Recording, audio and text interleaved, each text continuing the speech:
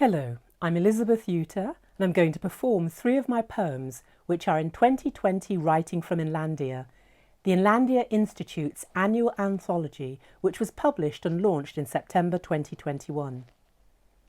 These poems are about the strangeness of life, the mysterious, travelling, difficult situations we can find ourselves in.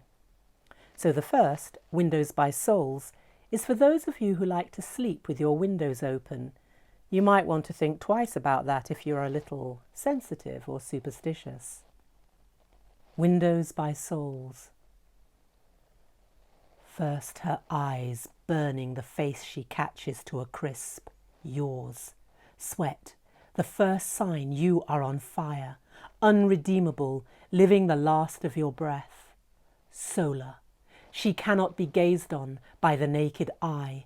A Medusa with basilisk hair to draw you in, pin you down, keep you entertained. She sings for at least 3 days.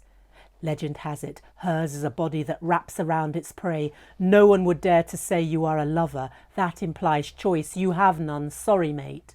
Fingers hooking into tender skin at first chest, then back, slowly pulling each hair until they scream and curl away. She straightens them and pulls again and again. You, the hapless victim, feel the heaviness of hope seeping away, overcoming you as you sleep the deepest you've ever known, lost in the floating weirdness beyond REM, REM, in the fastness of the deep sleep dimension. Your muscle tone is low throughout your body, and what you see inside you hits you vividly. You wish it didn't. You beg your mind to wake up, let the dreaming end. Your spirit has wandered for days, weeks, years. You have become a vacuum for things of the night to catch and suck you in. These are the tales of the succubi, who will catch a man when windows are open, nights long with balm, drenched with your troubles. She crawls in, grinning at her luck. And for the woman, do not feel left out. You too are blessed with the unwanted companion. He is incubus. You too, lady, must have a care where you let your thoughts drift and lay down during the day. Fantasies, daydreams, longings are grist to this pair's eternal mills. Still unyielding, even on the prowl, these folks are a lot like leeches waiting to couple with you until you, the host, are a husk. Parasitic eyes move on to the next in line. You can never be too careful about what you think, what you dream in the safety of your home. If in doubt, lock your windows. My next poem, No Place to Be, is set in a remote village in Jamaica, at night, stranded. No place to be. The bus rattles away and is lost in the dark mumble of a place that isn't anywhere I know. Wait a bit. Tree frogs warble their joyous chant. There is slithering sin in the night grass to each side of the road, and the buzz of the bulb hanging before the static police station. The rustle of clothes as I turn to look at my brother and he at me, deep breaths, the exhaling hijacked by mosquitoes squeezing, sneezing, breezing by, the stiff swish of 2 nodding heads, the middle of nowhere in a foreign land past sundown, has the staccato beat of a movie soundtrack when foolish folk are entering a vampire's lair. We hold hands, warmth swarms out from our palms and becomes one with the stifling heat. We walk up creaking stairs, feet dragging against chipped wood, then on the floorboards of the porch. There is a single body in the shade, silent and still as a gun on a table. He shifts forward and up from his squishy chair. The light halos him a moment and it chitters like burning flames.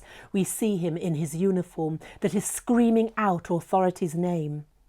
I open my mouth that has lost words in a dry throat bleaker than an endless desert, swallowing once, twice, until wet smack of spittle allows me to say, "We are lost. We took the wrong bus. My family's waiting for us."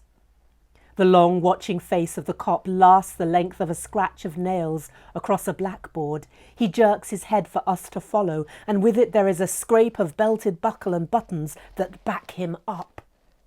We drift like shadows into a ghost-like realm of bulletproof vests, knives, sprays, walkie-talkies, but no message home as of yet.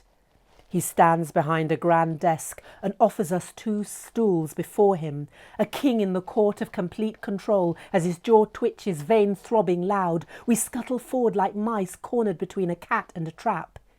He unholsters his gun, leather stretches. He levels it at us.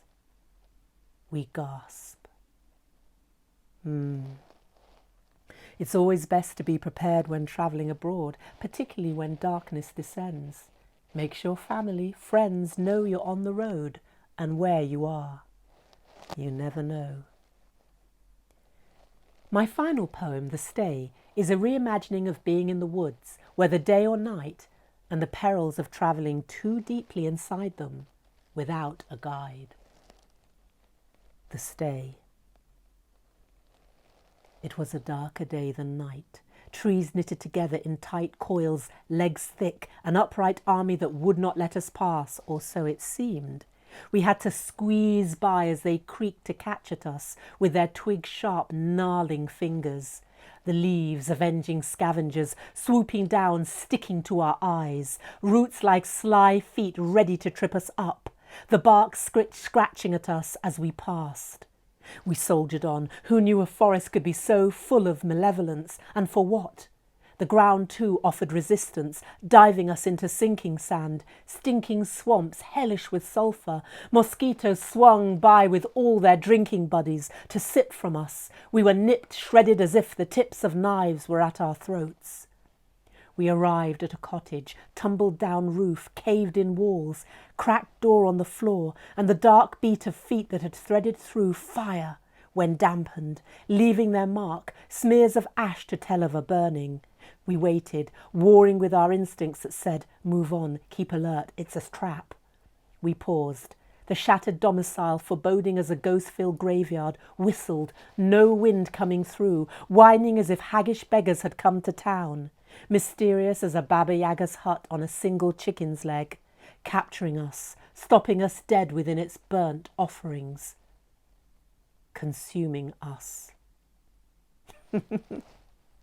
Travellers beware, you just never know what's out there.